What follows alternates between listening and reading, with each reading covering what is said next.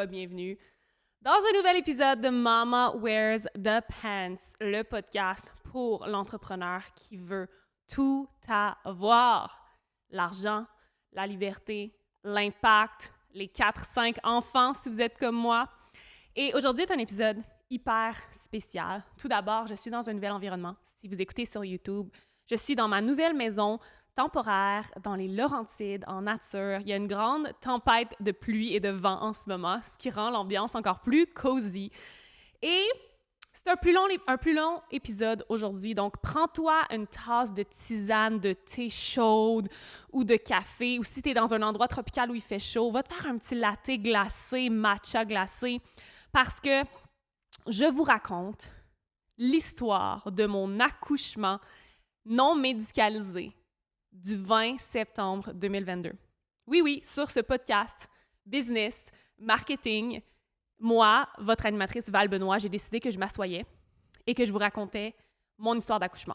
Tout d'abord, si vous êtes nouvelle ici et que vous vous demandez, mais Val, moi je suis ici pour t'entendre parler de marketing, de business, qu'est-ce que tu fais à raconter ton histoire d'accouchement? Premièrement, sachez que mon rôle principal, le rôle que je chéris le plus dans ma vie, c'est celui d'être maman. Et pour celles qui ne me connaissent pas, je suis passionnée de grossesse, d'accouchement, de tout ce qui est lié à la maternité. Et je compte avoir 4-5 enfants. Donc, vous n'avez pas fini d'entendre des histoires d'accouchement.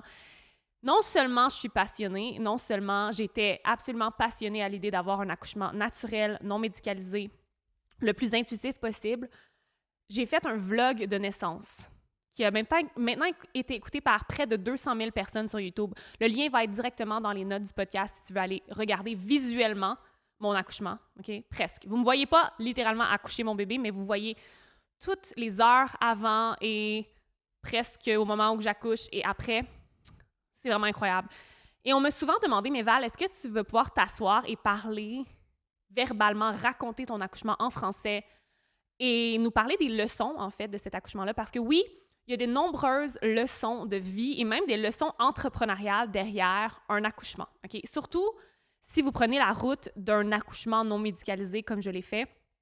Et j'avais envie de raconter de vive voix comment ça s'est passé ce matin du 20 septembre 2022, 9h28 le matin plus spécifiquement, et peut-être la journée avant. Donc, je vais vraiment y aller intuitivement. J'avais pensé mettre des notes dans mon téléphone, mais je crois assez bien m'en souvenir pour pouvoir raconter ça avec fluidité et vous partager qu'est-ce que je ressentais dans le moment présent, comment ça se passait, qu'est-ce qui se passait dans ma tête. Et je dois dire que il y a quand même beaucoup de choses qui vont m'échapper parce qu'un accouchement, c'est littéralement une transe, surtout quand tu le fais non médicalisé. Mais je me rappelle de pas mal tout. Je me rappelle des moments clés et surtout, je me rappelle des leçons. Donc, je veux faire un petit disclaimer avant de commencer cet épisode que nous sommes souveraines de nos grossesses, de nos accouchements, de nos postpartums, que ceci est mon expérience, que si vous n'avez pas une expérience comme la mienne, si vous avez choisi la médication, si vous avez choisi toute autre façon qui diffère de la mienne pour accoucher, pour votre grossesse, pour la maternité, c'est correct, OK? J'ai mes raisons de choisir cette façon d'accoucher et j'ai envie tout simplement de vous partager comment je l'ai vécu et les leçons qui se cachaient derrière mon accouchement parce que je suis de celles qui croient qu'il y a certaines des plus grandes leçons de vie qui sont derrière un accouchement et qu'en fait, un accouchement, c'est une mort pour renaître. Et littéralement, suite à mon accouchement et mon postpartum, je ne suis plus la même femme. Je suis complètement changée. Je suis une nouvelle femme, une nouvelle mère. La Val de 2022, de septembre 2022, et maintenant, un an plus tard, est complètement différente.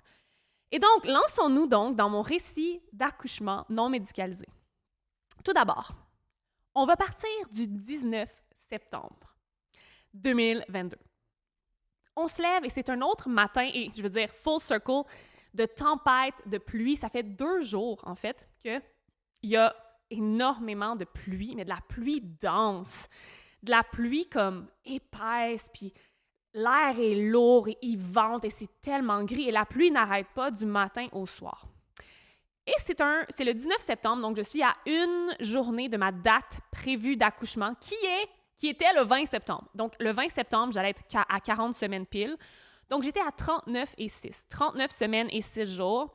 Et cette journée-là, on avait prévu, Nico et moi, juste aller faire des commissions. On avait prévu se lever tranquillement, faire notre routine matinale, ensuite aller chez Costco, hein, parce qu'on se disait, bon, on va aller faire le plein de stock qu'on a besoin, hein, parce qu'on ne voudra probablement pas sortir pendant au moins quelques jours, une semaine, peut-être plus. Donc, notre plan, c'était, on va aller chez Costco. Ensuite de ça, j'avais mon rendez-vous avec ma sage-femme, en fait, ma deuxième sage-femme à ce moment-là.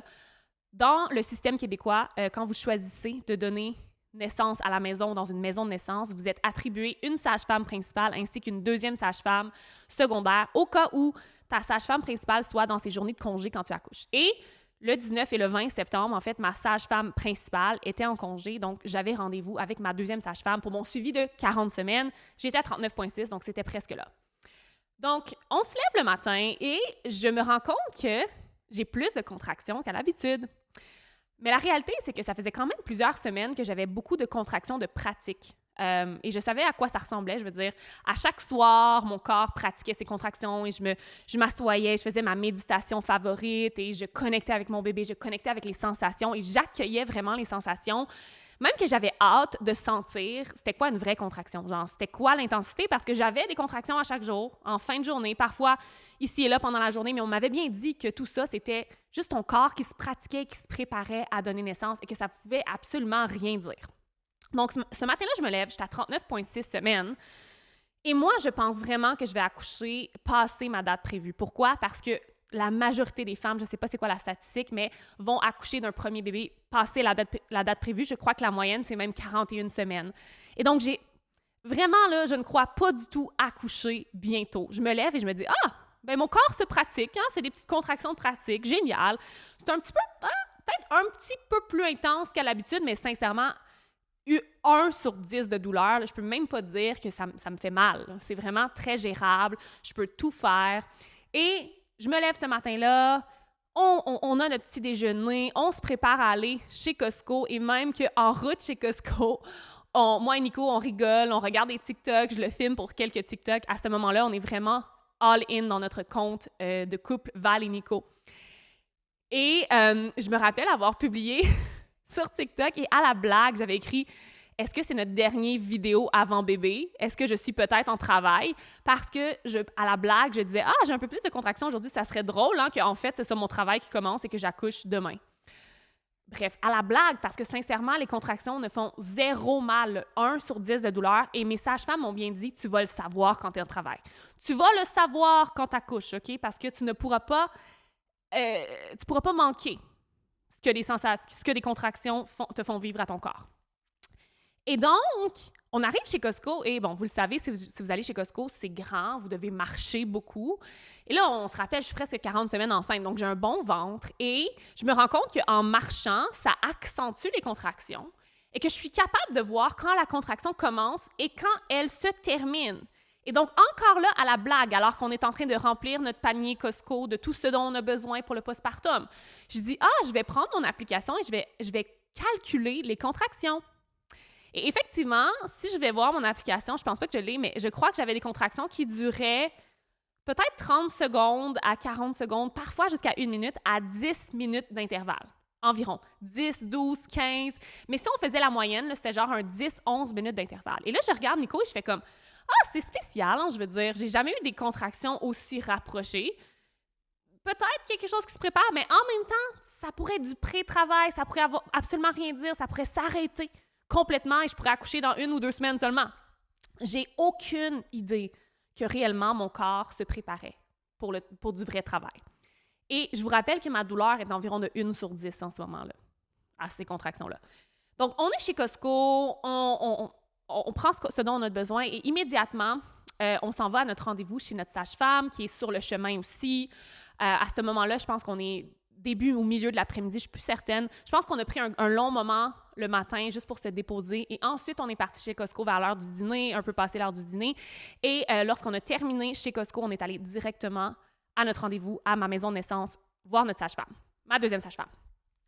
J'arrive à la maison de naissance pour mon rendez-vous de 40 semaines et ma deuxième sage-femme est là, mais elle n'est pas là en même temps. Elle est comme « Val, je vais te passer, tu vas rester avec mon étudiante sage-femme, mais j'ai une maman qui arrive et qui est sur le bord d'accoucher. » Et donc là, on est dans notre rendez-vous, elle écoute le cœur, elle fait tous ces trucs-là, elle fait ses mesures et son téléphone sonne constamment parce qu'il y a une maman qui est sur le bord d'accoucher dans l'auto qui s'en vient. Et là, elle me dit « Val, il va falloir que je te laisse, je vais te laisser entre les mains de mon étudiante sage-femme parce que la maman s'en vient puis apparemment qu'elle est sur le bord d'accoucher. » Et comme de fait, mon rendez-vous est très rapide, l'étudiante sage-femme écoute le cœur du bébé, elle sent mes contractions, elle me dit « Oui, je sens que tu as des contractions en ce moment, écoute, super, ça pourrait être un possible signe de travail, mais rappelle-toi que ça se peut que ça ne veut absolument rien dire et que ça cesse ce soir. » Donc moi, je suis comme « mais oui, c'est parfait, de toute façon, j'ai pas mal, tout va bien, ça va probablement s'arrêter ce soir, puis je vais probablement coucher seulement la semaine prochaine. » Alors que je suis sur le point de quitter mon rendez-vous de 40 semaines, la maman dont ma sage-femme parlait arrive et elle crie, elle hurle, elle est littéralement sur le point d'accoucher. Et je crois que quand je suis sortie de la salle de rendez-vous, elle était littéralement en train de pousser son bébé. Elle est arrivée dans la maison de naissance, elle est entrée dans sa chambre et son bébé est sorti quelques minutes après. Je veux dire, c'était tellement fou parce que c'était la première fois que depuis chaque rendez-vous chez ma sage-femme, il n'y avait jamais une maman que j'avais entendue littéralement accoucher, que j'entendais peut-être crier ou gémir. Et à ce moment-là, j'entends cette maman-là qui est en train d'accoucher. Et là, moi, je suis toute excitée. En fait, ça me fait pas du tout peur. On dirait qu'il y a une partie de moi qui savait. Il y a une partie de moi qui savait que ça foreshadowait quelque chose, que ça montrait un peu qu'est-ce qui s'en venait pour moi. Et donc, je regarde mon copain Nico et je dis « Ah, c'est très drôle, cette maman-là, elle est arrivée à la maison de naissance et elle a accouché sur le champ. Imagine si c'est ça qui arrive pour nous. » À la blague, je lui dis ça, je dis « Imagine que mon travail va tellement vite que j'arrive à la maison de naissance et j'accouche sur le champ. » On se rappelle que c'est mon premier bébé, cette maman-là, c'était son deuxième bébé, et qu'on m'a programmé qu'un premier bébé, ça peut prendre des heures et des heures de travail, c'est long à pousser, que ça va être... Tu vas accoucher probablement passer 41 semaines. On m'a vraiment programmé à ce que ce soit lent, que ce soit long, que je sois un peu impatiente. Donc, je rentre chez moi, on défait l'épicerie, on passe une belle soirée, on soupe. Et là, il y a environ, je dirais, 18-19 heures. Et les contractions n'ont pas arrêté. J'ai des contractions de 10 minutes. La douleur est peut-être rendue à 2 sur 10. Je dis, c'est un petit peu plus intense, mais encore une fois, rien à me faire paniquer ou à appeler ma doula ou à dire à ma sage-femme quoi que ce soit que bébé s'en vient. Là. Je suis comme, encore peut-être du pré-travail. Il est 19 heures et je crois qu'à ce moment-là, il fait déjà noir ou il commence à faire noir. On est au mois de septembre, donc peut-être 19h30. Je disais à Nico, on va aller prendre une marche. Je vais aller marcher un peu. Ça s'appelle du curb walking, où tu marches avec une jambe sur le trottoir et une jambe sur la rue pour... C'est une technique apparemment pour dilater un peu plus rapidement et pour accentuer le travail. Je me rends compte que de marcher activement, effectivement, ça intensifie les contractions que je vis déjà. Encore une fois, je tiens à dire que je n'ai pas de douleur. Je trouve pas que ça fait mal. C'est juste une sensation dans mon corps que j'accueille pleinement. Et je suis encore dans le déni que j'ai peut-être commencé mon vrai travail de mon accouchement. Parce qu'encore une fois, on me dit « Val, tu vas tellement le savoir, tu vas peut-être avoir du sang, ça va faire tellement mal, les contractions vont être très régulières, ils vont se rapprocher. » À ce moment-là, j'ai l'impression qu'elles sont encore aux 10 minutes, je dois dire. Peut-être des fois un peu plus loin. Et donc là, je me dis « Écoute, il faudrait peut-être que j'aille me coucher tout de suite au cas où que mon corps se prépare et que finalement, j'accouche demain. » Donc là, je commence à penser « Mais peut-être que dans le fond, demain, ça va être mon travail actif et que je vais accoucher demain pendant la journée. » Il est 20 heures environ, je me prépare à aller au lit. Et là, juste avant d'aller au lit, je vais aux toilettes et il y a du sang. Je tiens à dire, j'ai jamais eu de sang de toute ma grossesse. J'ai même pas eu de ce qu'on appelle le implantation bleeding. Parfois, les femmes, quand le bébé s'implante dans leur utérus, il y a un petit peu de sang qui coule. J'ai rien eu. Aucun sang. C'est la première fois que j'ai du sang qui sort. Et là, je me dis, oh!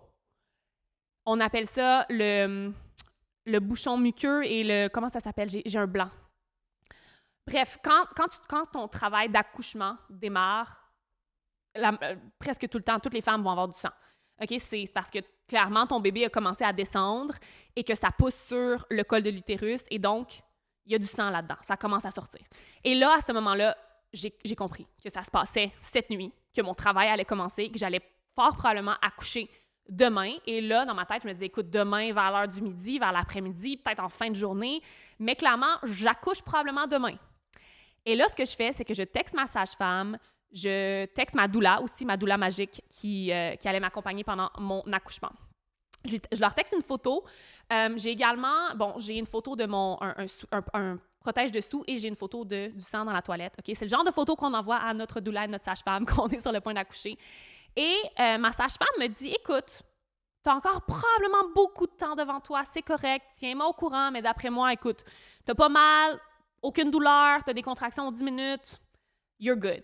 Ma doula, elle est comme, ah, OK, intéressant, Val, tiens-moi au courant, tu sais, dès que tu sens que tu as besoin de moi, tu sens que le travail est plus progressé, tiens-moi, tu sais, envoie-moi d'autres photos, puis si ça va se passer, sache que, tu sais, je libère mon horaire pour toi.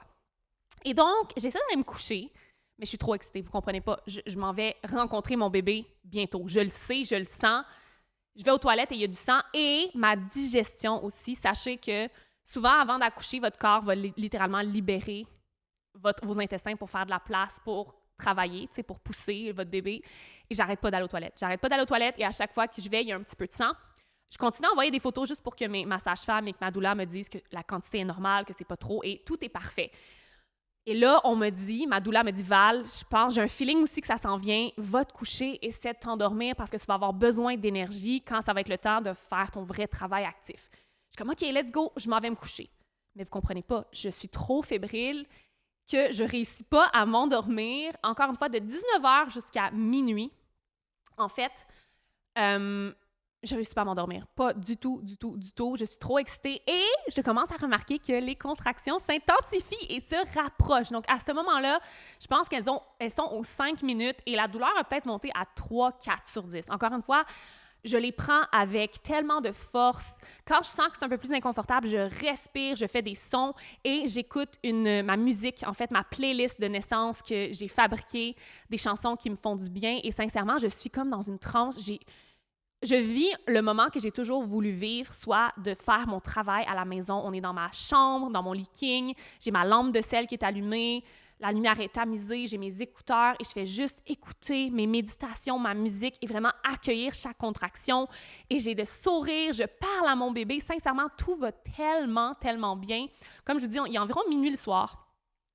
Et j'appelle ma sage-femme à ce moment-là pour lui dire, bon, écoute, on a eu du sang et là, les contractions se sont rapprochées. Je veux juste te laisser savoir que, tu sais, ça se peut que je te rappelle si le travail est accéléré, si les contractions se rapprochent. Elle est comme « ouais », puis elle est fatiguée, elle répond comme si elle vient de se réveiller. Elle n'a aucune foi que je suis en train d'accoucher. Elle, dans sa tête, là, elle pense que j'ai des heures et des heures devant moi. Puis moi aussi, en fait, j'ai aucune idée d'à quel point le travail avance vite. OK?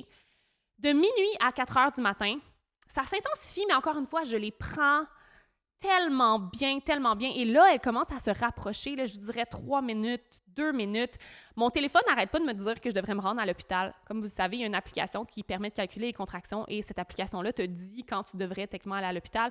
Mais moi, connaissant un peu le système, connaissant ce que mes sages-femmes m'ont dit quand ça serait le temps d'accoucher, je sais que c'est pas le temps de tout de suite appeler tout le monde. Et mon but, c'était aussi de faire la majorité du travail à la maison et me rendre à la maison de naissance, idéalement, tu sais, le plus possible près d'accoucher, mais pas ce qui s'est passé, mettons. Restez avec moi. Donc, de minuit à 4 heures du matin, ça s'intensifie. Mais encore une fois, je dirais que la douleur est peut-être de 6 sur 10, parfois un 7.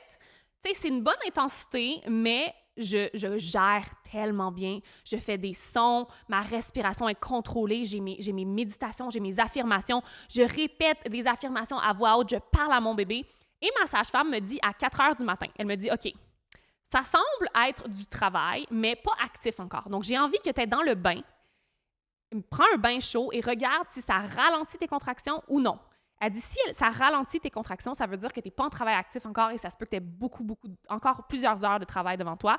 S'il n'y a aucun changement, à ce moment-là, il va peut-être être le temps de penser à te diriger vers la maison de naissance ou, bref, on en reparlera. Et donc, je fais l'exercice du bain. Il est 4 heures du matin, je vais dans le bain. À ce moment-là, les contractions sont quand même assez intenses. Et là, je fais des sons dans le bain, je suis bien dans l'eau chaude, je gère encore super bien. Elle me dit, reste 20 minutes dans le bain, sors du bain, et regarde tes contractions, va te coucher sur ton côté un autre 10 minutes pour regarder qu'est-ce qui se passe.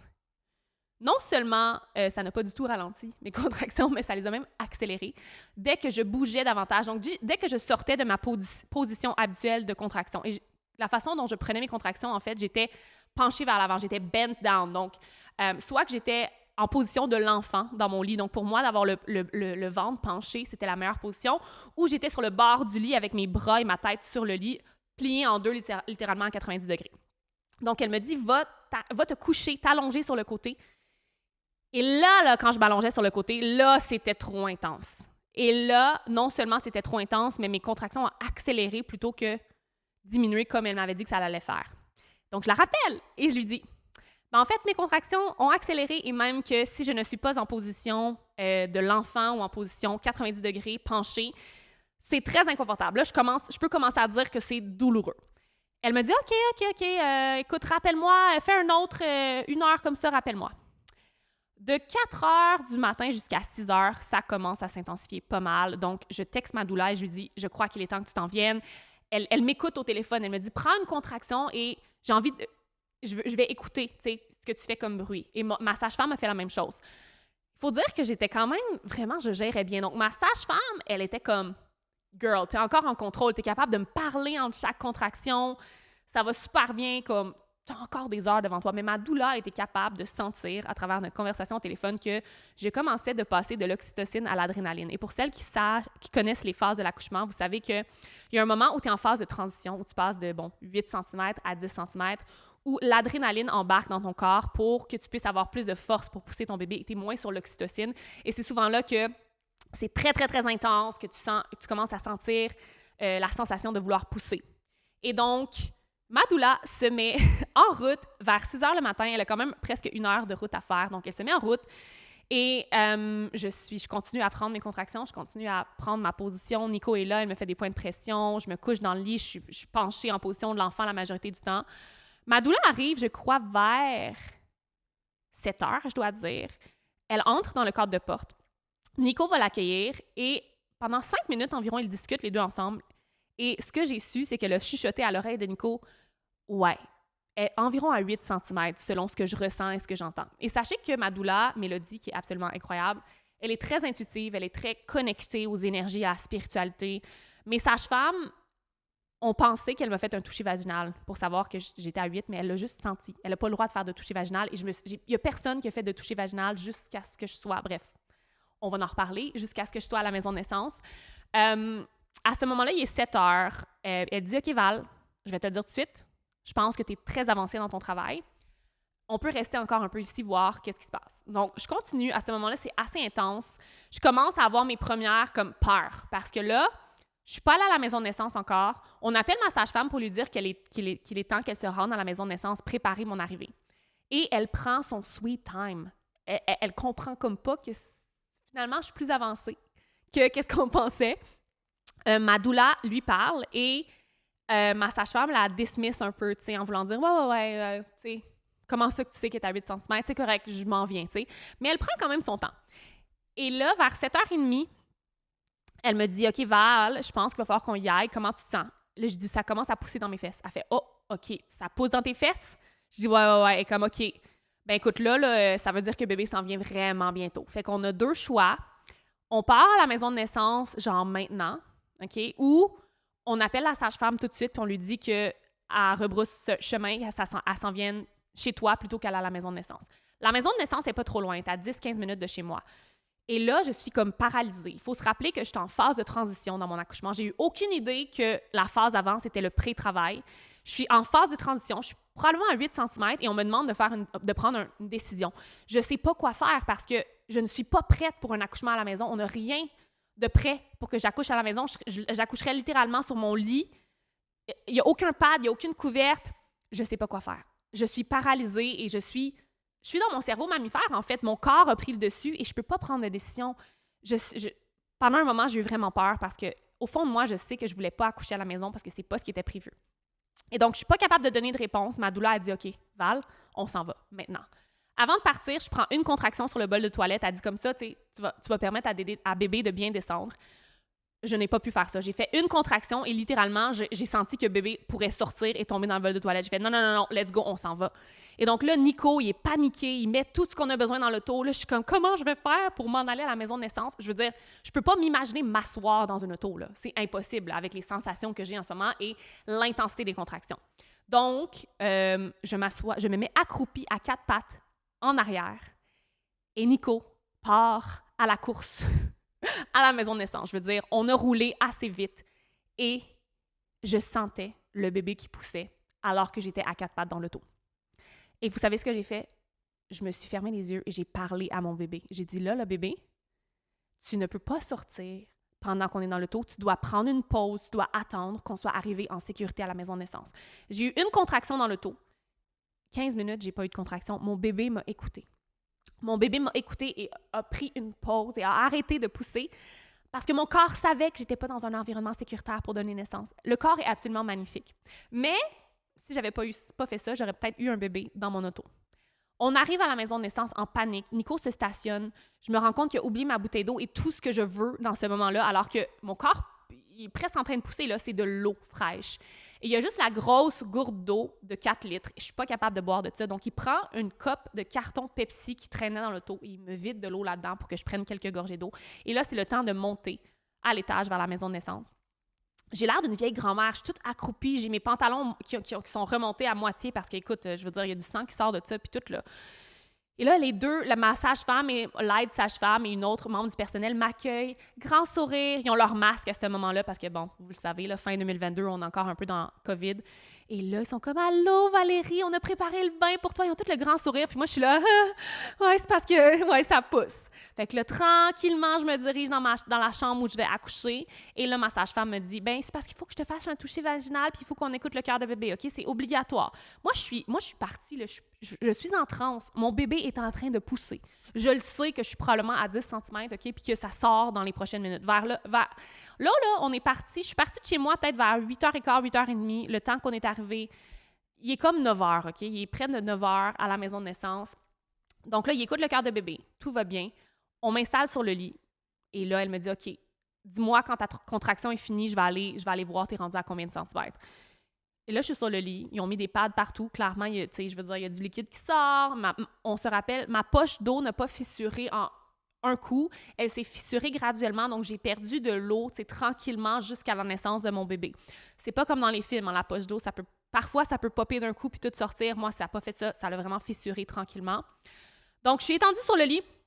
Ma sage-femme fait le toucher vaginal très inconfortable et elle me dit « Ouais, ma belle Valérie, tu vas maintenant t'abandonner aux sensations. » Et ça, j'ai compris que j'étais à 10 cm. J'avais demandé à ma sage-femme qu'elle me dise pas j'étais rendue à combien, juste au cas que j'étais pas pleinement à 10 cm et qu'il fallait que je travaille encore.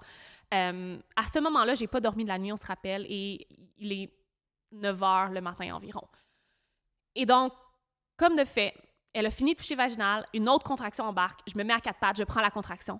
Et là, 10 minutes plus tard, je m'accroche au cou de Nico, sur les genoux, sur le lit. Et ça commence à vraiment pousser. Donc, l'équipe de sage-femme regarde et elle me dit « Oui, OK, abandonne-toi aux sensations. » Et à ce moment-là, j'ai envie de vous dire, j'ai vécu le moment le plus incroyable de ma vie parce que on nous dit qu'il va falloir que tu pousses, puis que ça va être difficile, puis que tu as besoin d'être forte, puis d'avoir ton énergie.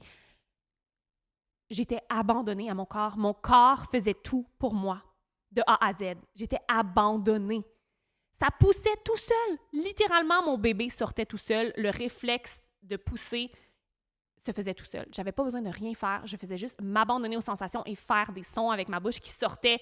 Encore une fois, j'avais aucun contrôle sur ce qui se passait. C'était extraordinaire. C'était un des moments les plus puissants de ma vie. J'étais accroupie au cou de mon copain, à genoux sur le lit, et les sages-femmes attendaient que le bébé sorte.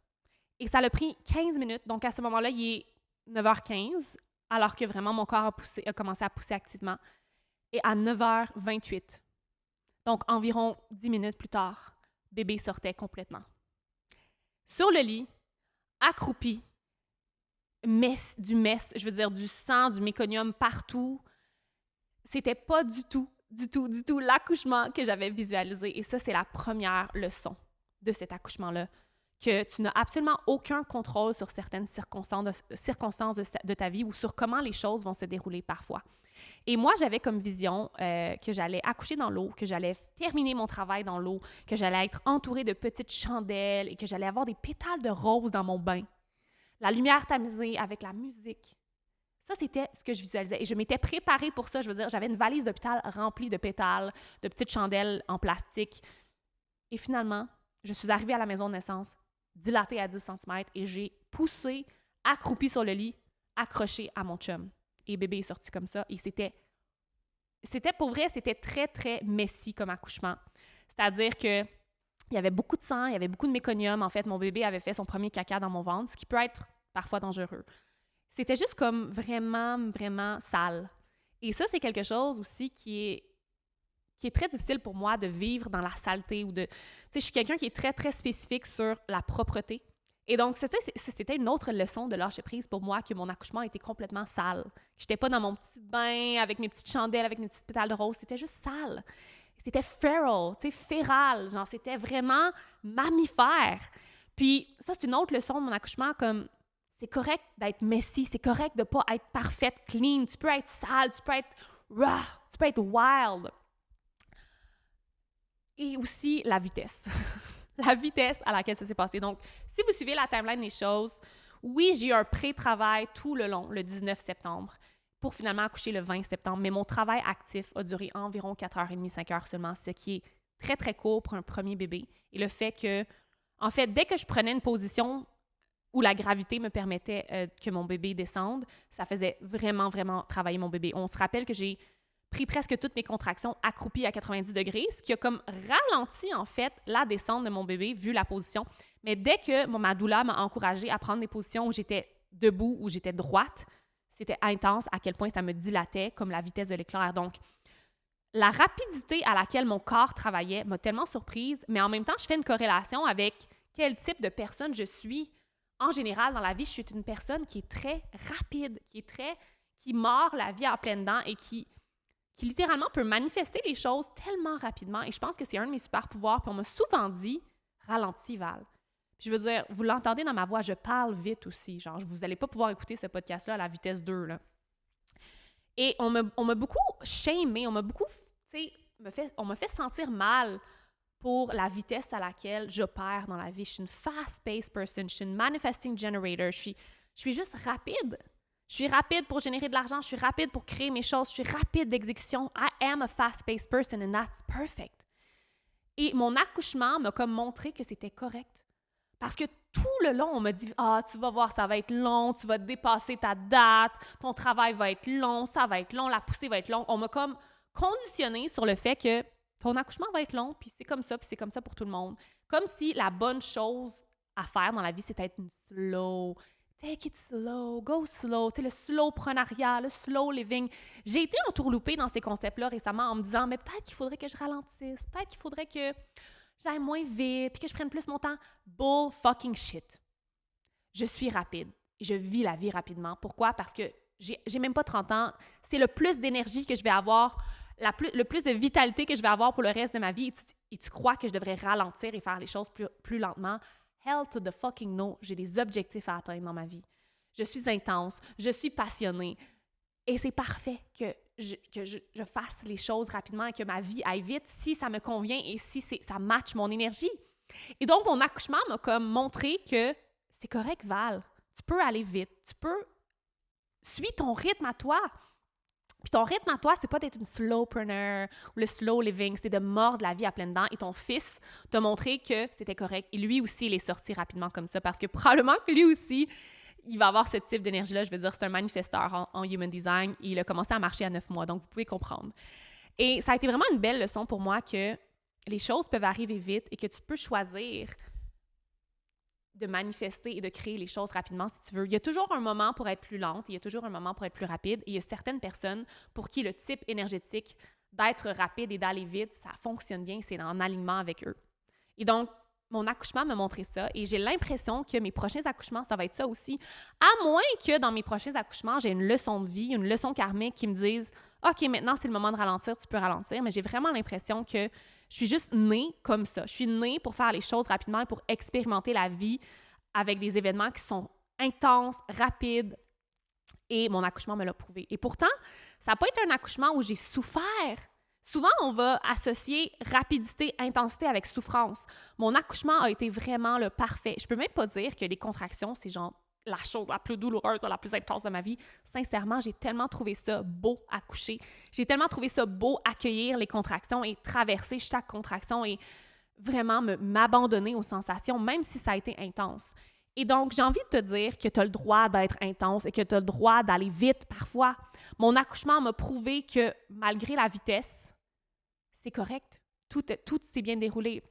Je dois dire cependant qu'il y a quand même un contraste à cet accouchement-là parce que mon fils, vu la rapidité à laquelle il est sorti, il a inhalé du fluide, ce qui nous a demandé d'aller à l'hôpital 3 jours avec lui pour vider ses poumons.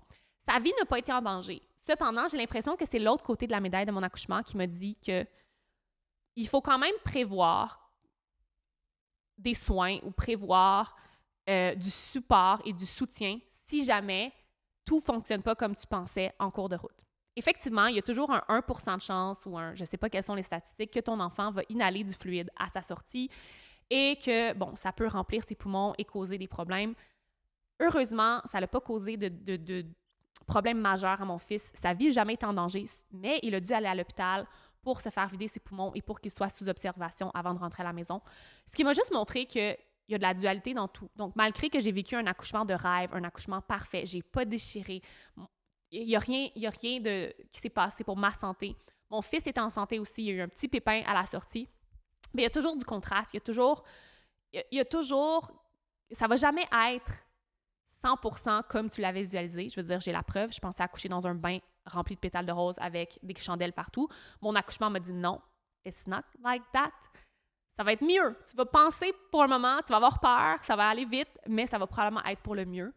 Et cette expérience-là m'a aussi fait faire la paix avec le système médical traditionnel dont je ne suis pas fan et que c'est correct de faire confiance à certains groupes d'individus, même s'ils ne sont pas comme toi. Donc, le système médical traditionnel, c'est pas un système avec lequel je suis en accordance ou en cohérence. C'est pas ce que je priorise dans ma vie, mais parfois, ce support-là et ce soutien-là est nécessaire. Et il a été nécessaire pour mon fils. Il a eu besoin du système médical traditionnel. Et donc, j'ai appris à faire la paix avec des parties que parfois que parfois je juge, que parfois je critique. Hein? Et parfois, ben, ces groupes-là ou ces personnes-là sont les personnes dont tu as besoin. C'est la même chose en entrepreneuriat. J'ai longtemps critiqué les funnels, les automations. J'ai longtemps critiqué l'énergie masculine, le support, les fondations. Et je voulais être une de ces entrepreneurs-là qui va toujours avec son flow et qui est féminine, quand en réalité, j'avais réellement besoin de stratégie et d'énergie masculine. La chose que je critiquais, j'en avais besoin. Et maintenant, elle est là dans mon entreprise. Et donc, cette chose-là que je critiquais, que je jugeais, que j'avais jamais envie d'aller toucher, j'en ai eu besoin. Ça ne veut pas dire que j'en ai avoir besoin tout le temps, mais c'était là pour moi et pour mon fils et pour notre famille. J'ai l'impression qu'il y a d'autres leçons qui vont sortir de cet accouchement-là, qui a été très rapide, mais encore une fois, j'ai même pas envie de dire, oui, ça a été intense. Il y a eu un moment de panique où je devais prendre l'auto et je devais m'asseoir, me placer à 4 pattes dans notre auto pour qu'on puisse se diriger à la maison de naissance. Mais sincèrement, il y a eu un petit moment, alors juste avant qu'on parte à la maison de naissance, où j'ai dit à ma doula, j'ai peur. Ces deux mots-là sont sortis. Et elle m'a dit, t'as peur de quoi? Val, t'as peur de quoi? Et là, j'ai fait, ouh. J'ai dit, j'ai peur pour mon bébé. Parce que personne ne l'a monitoré encore. Il n'y a personne qui est capable de dire, son cœur est-tu correct? Elle fait, OK. Laisse-moi, est-ce que tu voudrais que j'écoute le cœur du bébé? Est-ce que tu voudrais que je te rassure? J'ai fait oui, s'il te plaît. Et à ce moment-là, elle a écouté le cœur du bébé pour me montrer que tout allait bien. Elle me dit, est-ce qu'il y a autre chose, tu sais? J'ai fait non. Non, je pense que j'ai peur, en fait. C'était les 2 seuls mots qui sortaient parce que je me sentais que c'était pas moi, mentalement, qui était en contrôle. J'étais plus en contrôle, mon mental était plus en contrôle, mon corps était complètement en contrôle de mon accouchement. Et ça m'a fait peur pendant quelques instants parce qu'il fallait que je lâche prise. Et donc, c'était une grande leçon de lâcher prise en entier. C'était une grande leçon de c'est pas toi qui t'occupes du comment. Ton bébé, il va sortir. Il va sortir, peu importe comment. C'est pas toi qui t'en occupes. Tu pensais que ça allait être dans le bain avec les fleurs, avec les chandelles, avec la musique. Non, non, non. L'univers, Dieu en a décidé autrement. Ton bébé, tu le savais qu'elle allait sortir. Tu t'es pas occupé du comment, puis c'était parfait. On a besoin d'un peu plus de ça dans nos vies, dans nos entreprises. De lâcher prise constamment sur comment tu vas faire ton premier million, comment ça va se passer. Je comprends qu'on a besoin des stratégies. Je comprends qu'on a besoin de mettre des structures en place. Mais très souvent, le saut quantique que tu attends est juste à une décision près. Il est juste à un lâcher prise, à un comme, tu sais quoi? Je suis juste prête à aller all-in, je suis juste prête à me lancer puis à m'engager dans mon entreprise, à avoir du fun, à être passionnée. Mais le comment c'est pas toujours toi qui a le choix du comment. Et c'est parfait comme ça. Oui, je suis une coach business stratégie et je t'aide à mettre des stratégies en place. Mais je vais être la première à dire que quand mes clientes font leur premier 10 000 20 000 30 000 dans un mois, c'est rarement comment elles pensaient que ça allait arriver. Et c'est toujours mieux ou plus aligné ou dans un contexte qui est préférable à ce qu'elles avaient imaginé. C'est la même chose avec tout, incluant l'accouchement. Et donc voilà le récit de mon accouchement. Mon petit bonhomme est né le 20 septembre 2022 à 9h28 le matin à la maison de naissance du Lac-Saint-Louis à Pointe-Claire. Il est sorti sur le lit alors que j'étais accroupie, accrochée à mon partenaire, à mon Nico d'amour. Et on aura passé quelques heures à la maison de naissance avant de nous diriger vers l'hôpital de Rosemont pour les 3 prochains jours de sa vie pour qu'on puisse vider ses poumons et qu'il puisse arriver au 4e jour à la maison en pleine santé. Mon bébé a maintenant bientôt 13 mois. Et en vous racontant ça, j'ai envie de vous dire, j'ai déjà hâte au prochain. Et non, ce n'est pas une annonce, je ne suis pas enceinte, mais j'espère que si vous êtes une maman, future maman ou une de ces mamans qui va bientôt accoucher, que vous avez apprécié mon récit. J'ai choisi l'accouchement non médicalisé parce que pour moi, c'était important de vivre à 100% cet accouchement-là et tout sentir. Tout de A à Z et de vraiment lâcher prise complètement. Et moi, je suis quelqu'un dans la vie qui a besoin de lâcher prise sur les sensations, qui a besoin de lâcher le contrôle et la performance. Et ça a tellement guéri une partie de moi qui, justement, veut souvent garder le contrôle mentalement. J'aimerais ça que vous veniez m'écrire sur Instagram si vous avez apprécié ce récit-là. N'hésitez pas à prendre un screenshot si vous écoutez sur Spotify ou iTunes en me taguant dans vos stories Instagram. Si vous écoutez sur YouTube en ce moment, s'il vous plaît, laissez un pouce, un like, un commentaire, comment vous avez apprécié cet épisode-là. Et abonnez-vous pour ne pas manquer aucun des prochains épisodes de Mama Wears the Pants. Et n'oubliez surtout pas aussi, si vous écoutez sur iTunes ou Spotify, de laisser un avis 5 étoiles. C'est la chose qui aide les podcasts à se faire découvrir. Et on se dit à très, très, très bientôt pour un prochain épisode de Mama Wears the Pants. Peace out!